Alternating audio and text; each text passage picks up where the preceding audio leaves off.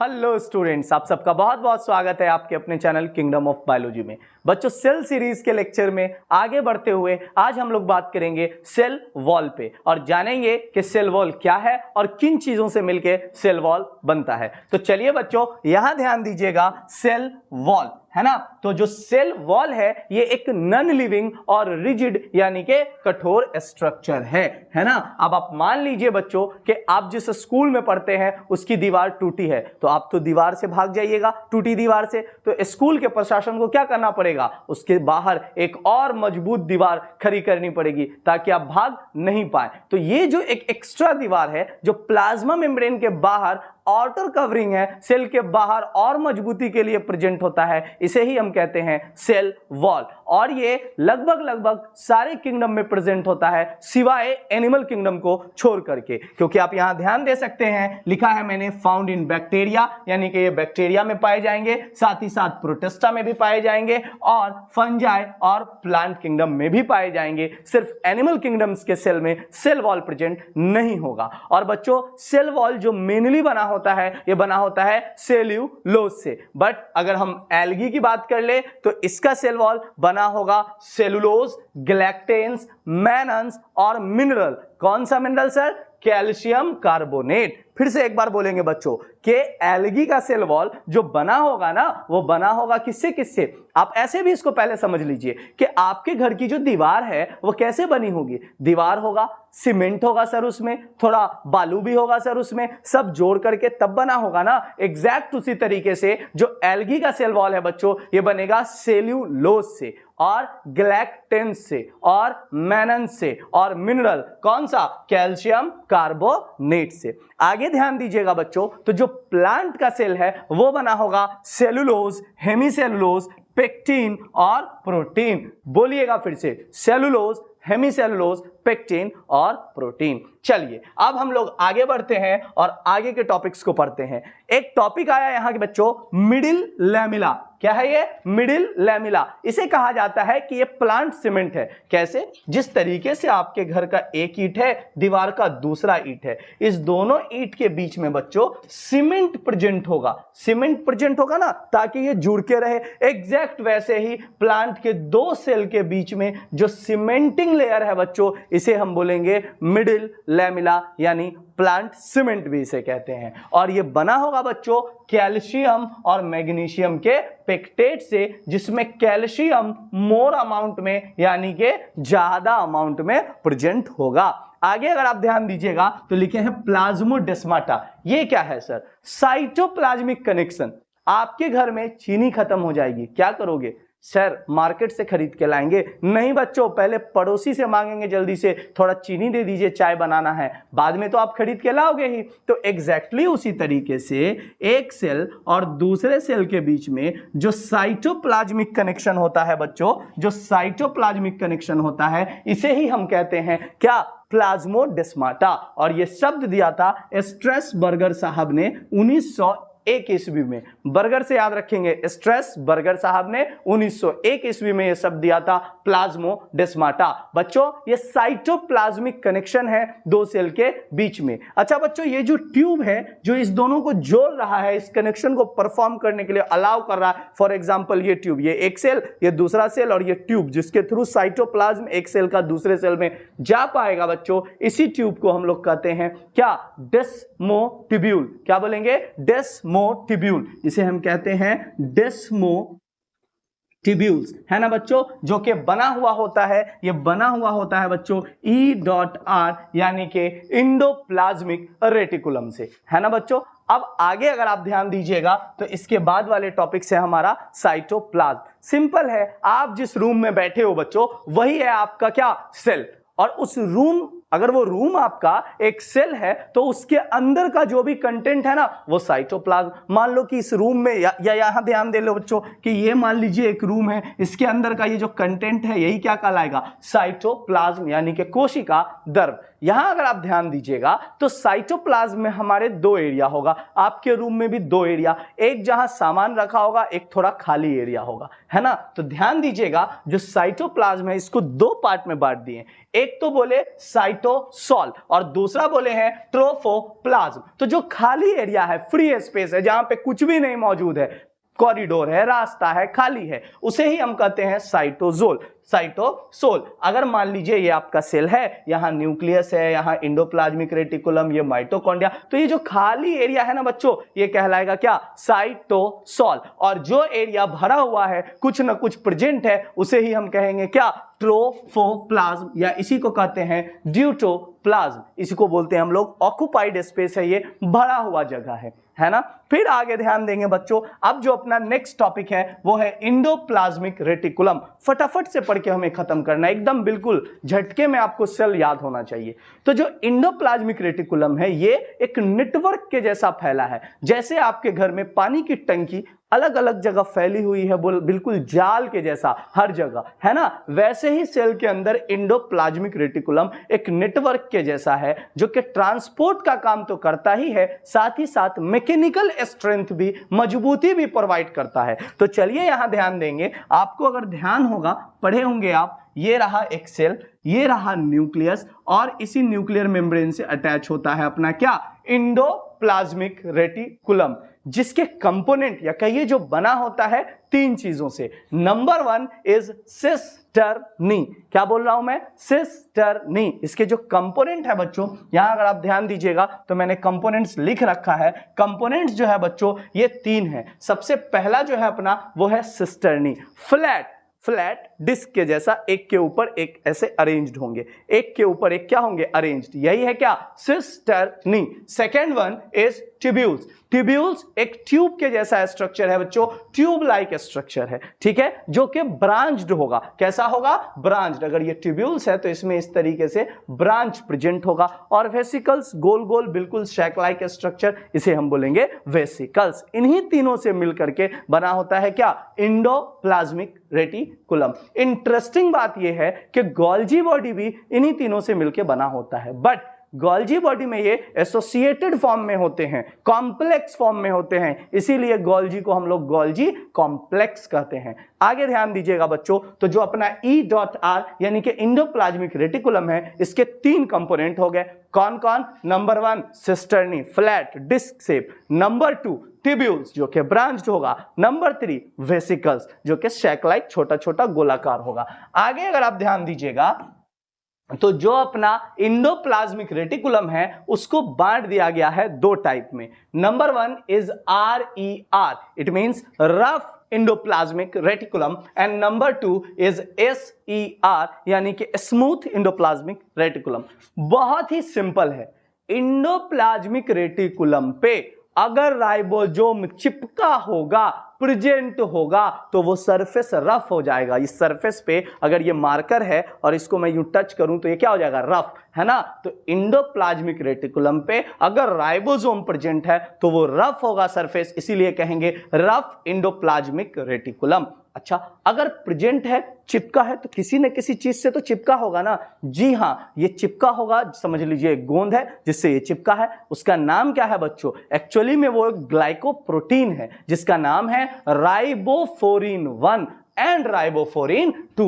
यहां हम ध्यान दे सकते हैं राइबोफोरिन 1 एंड राइबोफोरिन 2 जो कि एक तरीके का ग्लाइकोप्रोटीन है। और रफ एंडोप्लाज्मिक रेटिकुलम पे क्योंकि राइबोसोम प्रेजेंट है तो ये प्रोटीन सिंथेसिस के लिए जगह देगा, प्रोटीन सिंथेसिस में काम करवाएगा। हो गया। सेकेंड वन, जिस पे राइबोसोम प्रेजेंट नहीं हो, तो राइबोसोम नहीं प्रेजेंट होगा तो smooth endoplasmic reticulum, smooth endoplasmic reticulum पे राइबोसोम प्रेजेंट नहीं होंगे और ये लिपिड सिंथेसिस कराएगा। और कोई भी ग्लाइकोप्रोटीन नहीं, जब राइबोसोम ही नहीं है तो चिपकेगा कहां, चिपकेगा ही नहीं, कोई गोंद नहीं, कोई ग्लाइकोप्रोटीन नहीं, तो ये क्या करवाएगा, लिपिड सिंथेसिस। एक बार और ध्यान से सुनिएगा, जो अपना एंडोप्लाज्मिक रेटिकुलम है ये तीन कंपोनेंट से मिलकर बने हैं, cisternae, tubules and vesicles. Cisternae flat disc like structure, unbranched होंगे, ट्यूब्यूल्स ब्रांच्ड होंगे और vesicles small sac like structures होंगे। उसके बाद मैंने कहा एंडोप्लाज्मिक रेटिकुलम दो टाइप के हो गए,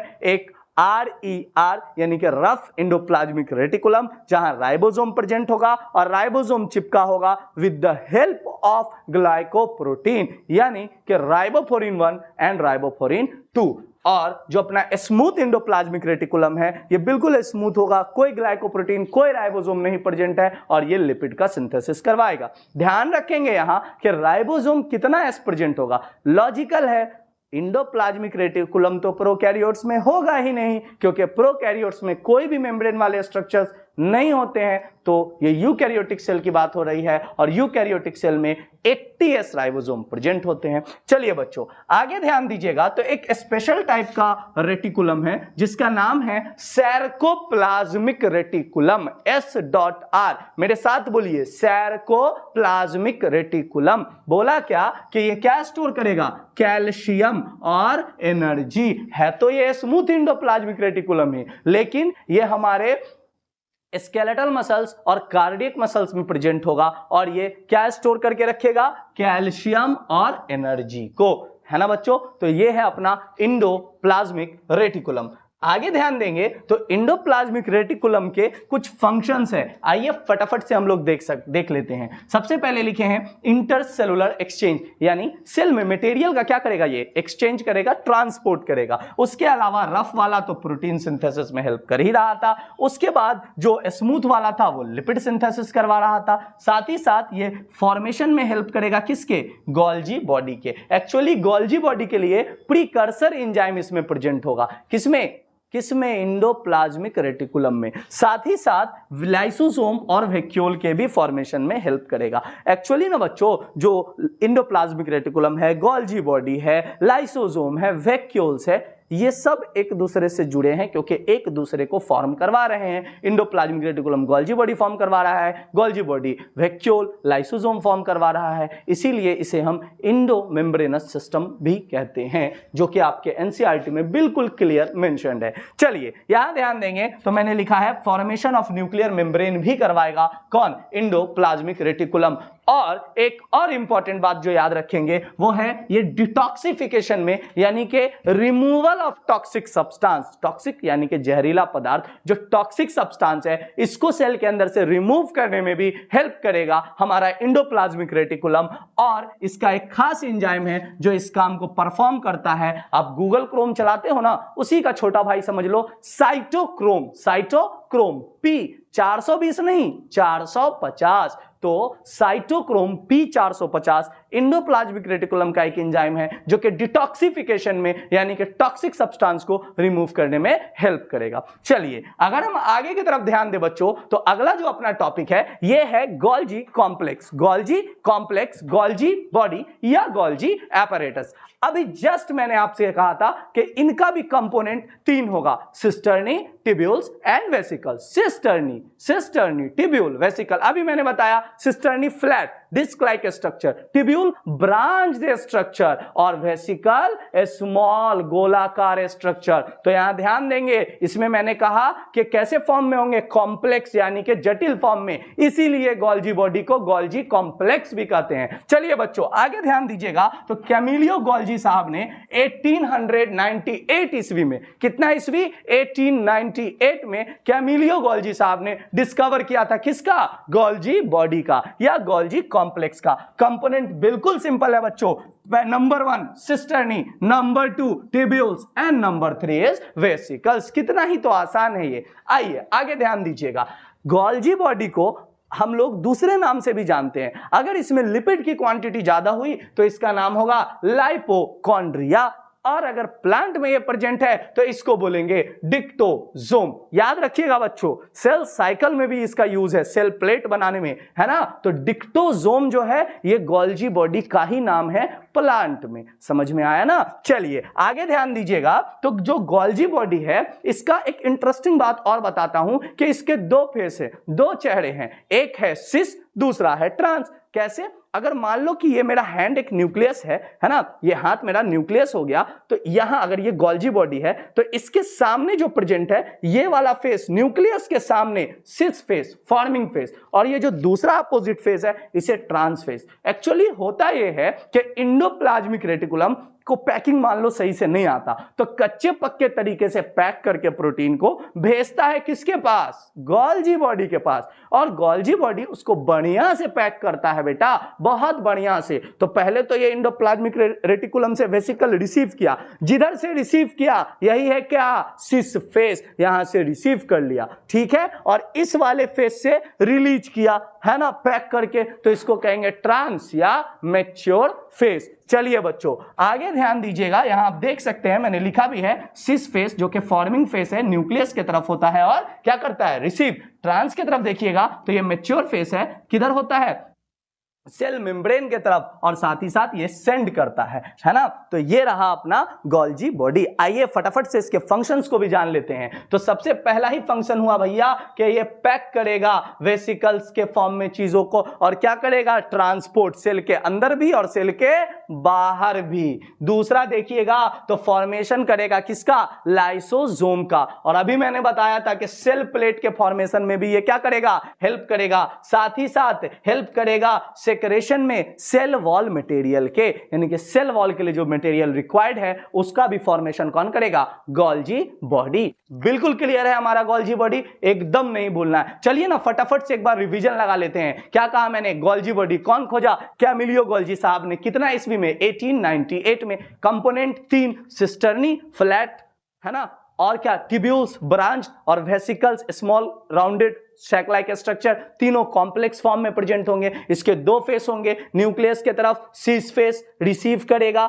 है ना, जिसको फॉर्मिंग फेस भी कहते हैं। सेल मेम्ब्रेन के तरफ ट्रांस फेस, जहां से सेंड करेगा वेसिकल्स को। काम क्या क्या बताए? फटाफट से बोलिएगा। पैकिंग करेगा, और क्या बताए? लाइसोसोम का फॉर्मेशन, सेल प्लेट का फॉर्मेशन, और सेल वॉल मटेरियल भी बनाएगा। अगर इसमें लिपिड ज्यादा होगा तो लाइपोकॉन्ड्रिया, और प्लांट में इसको कहते हैं डिक्टोसोम। हाँ, तो चलिए भाई साहब आगे बढ़ते हैं, और अब जो अपना टॉपिक है इसका नाम है लाइसोसोम। लाइसोसोम क्या है भाई साहब? भाई साहब इसको सुसाइडल बैग कहते हैं। सुसाइडल बैग समझ रहे हैं ना? हाँ, वही सुसाइड बमर जैसा, खुद भी उड़ जाएगा और अगल बगल वालों को भी उड़ा लेगा। और इसको डस्टबिन भी कहते हैं। कैसे? आइए समझते हैं। एक्चुअली में लाइसोसोम एक सिंगल मेम्ब्रेन से घिरा हुआ स्ट्रक्चर है जो इसको गोल्जी बॉडी फॉर्म करता है, और इसके अंदर होते हैं हाइड्रोलिटिक एंजाइम, और ये एंजाइम होते हैं बहुत खतरनाक। और ये एंजाइम काम करेंगे जब इसका पीएच कितना होगा? 5, यानी कि एसिडिक पीएच पे ही काम करेंगे, है ना। एक्चुअली में क्या होता है, मान लो बेटा कि ये लाइसोसोम है, मान लो इतना बड़ा तो नहीं होगा बट ये लाइसोसोम है। ये क्या करता है कि साइटोप्लाज्म से H+ आयन को एटीपी का यूज करके अंदर लेके आता है। समझ में आया? और जितना ज्यादा H+ का मात्रा उतना ज्यादा एसिडिक, अम्लीय, पढ़े हैं ना बच्चों, तो अम्लीय हो जाएगा, एसिडिक, और इसका पीएच बेटा हो जाएगा जब 5, तो इसके अंदर के सारे हाइड्रोलिटिक एंजाइम हो जाएंगे एक्टिव, है ना, जो कि हर चीजों को, चाहे न्यूक्लिक एसिड हो, चाहे कार्बोहाइड्रेट हो, चाहे प्रोटीन हो, सबको डाइजेस्ट कर सकते हैं, है ना। आगे ध्यान दीजिएगा बच्चों, तो यहां पे मैंने लिखा भी है कि लाइसोसोम जो है फंजाई में ज्यादा अमाउंट में प्रेजेंट होगा, एब्सेंट होगा अपने मेमेलियन आरबीसी में, मैमल्स के आरबीसी में ये प्रेजेंट नहीं होता है, मैच्योर मेमेलियन आरबीसी में प्रेजेंट नहीं होता है। साथ ही साथ ये कंटेन करता है हाइड्रोलिटिक एंजाइम, जो कि एक्टिव पीएच होता है उसका 5 वाले पीएच पे ही, मतलब जब तक कंडीशन उसका 5 नहीं होगा, एसिडिक पीएच 5 नहीं होगा, काम नहीं करेगा। ठीक है, अब ध्यान दीजिएगा, ये सिंगल मेम्ब्रेनस होते हैं। प्लांट में देखियो, प्लांट में जो वैक्यूल होता है ना, वो काम करता है लाइसोसोम के जैसा, और बैक्टीरिया जो होता है ना उसमें पेरीप्लाज्मिक स्पेस। अरे ओ माय गॉड सर, ये क्या है? मैंने नहीं पढ़ा। अगर आपने नहीं पढ़ा तो मैं हूं ना बच्चों बताने के लिए, है ना। यहां ध्यान देना, आपको बैक्टीरिया का पिछले लेक्चर में तस्वीर मिल जाएगा, है ना। अरे रे टेढ़ा हो गया, कोई बात नहीं, मैनेज कर लो, जैसा भी है ना, हमको बस समझना ही तो है। यहां देखो, अब बोला क्या? ये है क्या? प्लाज्मा मेम्ब्रेन, पीएम भैया। ये क्या है? Cell wall. ओहो, सीएम नहीं है, सेल वॉल है क्या? हाँ, सेल वॉल। इसी के बीच का ये जो स्पेस है, इसी को कहेंगे पेरीप्लाज्मिक स्पेस। क्या बोलेंगे? Periplasmic space. तो बैक्टीरिया में ये स्पेस बेटा काम करेगा लाइसोसोम के जैसा, है ना। चलिए यहां ध्यान दीजिएगा, तो बैक्टीरिया में मैंने लिखा है पेरीप्लाज्मिक स्पेस। साथ ही साथ बच्चों आइए फटाफट से इसके फंक्शंस को जानेंगे। अरे सर इसके टाइप्स बता दीजिए ना, पहले सुन लीजिए ना। पहले जैसे ये नया नया गोल्जी बॉडी से बन के आया, कहेंगे प्राइमरी लाइसोसोम। क्या बोलेंगे? Primary lysosome. बेचारा अभी नया नया बन के आया है, इसका एंजाइम एक्टिव नहीं है, मतलब इनएक्टिव फॉर्म में है ना? हाँ, इसी के अंदर है लेकिन इनएक्टिव फॉर्म में। फिर बोला ये बनेगा सेकेंडरी लाइसोसोम, जिसको हम लोग कहते हैं हेटेरोफेगोसोम। क्यों? क्योंकि ये फेगोसोम के साथ मिल जाएगा और बनाएगा सेकेंडरी लाइसोसोम। डाइजेस्टिव फंक्शन है इसका भी। अब ये आएगा रेसिडुअल बॉडीज, सेल के अंदर के कचरा को साफ करेगा, कहेंगे रेसिडुअल बॉडीज। और लास्ट में बेटा जब इसका एंजाइम हो जाएगा 5 तो ये हो जाएगा डेंजरस। अगर फट गया तो पूरा ही सेल को तबाह कर देगा, यानी कि ऑटोफेगोसोम। ऑटो का मतलब सेल्फ, सेल्फ को ही बर्बाद कर देगा, खा पी के गला पचा के खत्म। आगे ध्यान देना बेटा। फिर बोला इसका फंक्शन बता दीजिए sir. Function is very simple. कहा क्या? इंट्रा सेलुलर डाइजेशन, सेल के अंदर का डाइजेशन करेगा, जो भी डेड मटेरियल ही सब होगा सबको डाइजेस्ट करेगा। दो तरीके का, एक बोला ऑटोफेगी, एक बोला हेटेरोफेगी। सेल के अंदर के ही चीजों को खा के पचा देगा तो ऑटोफेगी, अब बाहर से कोई आया उसको खा के पचा दिया तो हेटेरोफेगी कहेंगे। आगे सुनो और क्या फंक्शन है। सेलुलर डाइजेशन तो बताए ही, सेल को ही पूरे को डाइजेस्ट कर देगा और सेल के बाहर भी जाके डाइजेस्ट कर देगा। एक्स्ट्रा सेलुलर डाइजेशन, आहा क्या फंक्शन है। सेल के अंदर भी डाइजेस्ट कर रहा है, सेल के बाहर भी जाके डाइजेस्ट कर रहा है ना? जो आ रहा है उसको भी खा के डाइजेस्ट कर रहा है। बहुत पेटू है ना? और अगर फटा तो जान लो पूरे ही सेल को क्या कर देगा? तबाह। ये बात याद रखिएगा। चलिए आगे ध्यान दीजिएगा। तो इसका एक खास एंजाइम लिखा हूं, ऐसे स्टार मार्क लगा लो ना बउआ रे। ये क्या लिखा हूं? कैथेप्सिन। क्या लिखा हूं? कैथेप्सिन। तो कैथेप्सिन जो है ये डाइजेस्ट करता है टेल को। किसके टेल को? टेडपोल, यानी के जो मेंढक का बच्चा होता है ना उसे कहते हैं टेडपोल, उसके दुम को डाइजेस्ट कर देगा कौन? कैथेप्सिन। समझ में आया ना? चलिए आज के लिए इतना ही, मिलते हैं अगले लेक्चर में। वीडियो पसंद आया हो तो लाइक करें, चैनल को सब्सक्राइब करें। धन्यवाद।